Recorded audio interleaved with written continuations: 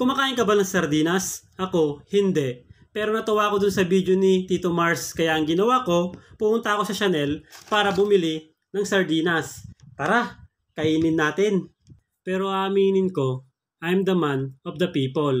Kumakain din po ako ng abal-abal, ar-arawan, tukak, at saka yung ampiang's chicken joy.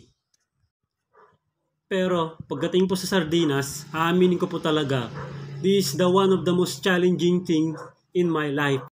Halika, buksan po natin. Totoo po na pagkain po ng mahirap yung sardinas. Kasi yung binili ko to, siguro mga 1 million belly. Binili ko pa siya kay Luffy. So yun po, 1 million belly po siya. So sa loob po ng packaging, meron po siyang ito, limited edition na cards. Yan po, baraha. Limited edition po siya na baraha. Yan po.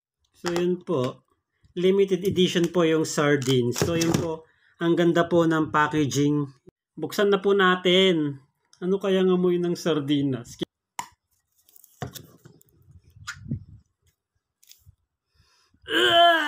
Ito po yung itsura ng Chanel sardines.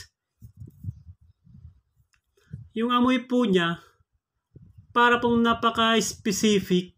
Hindi po siya maasim. Para po siyang ihi ni Tito Mars. Nilagay ko na siya sa kanin kasi medyo malansa talaga siya. Tara, tikman na natin.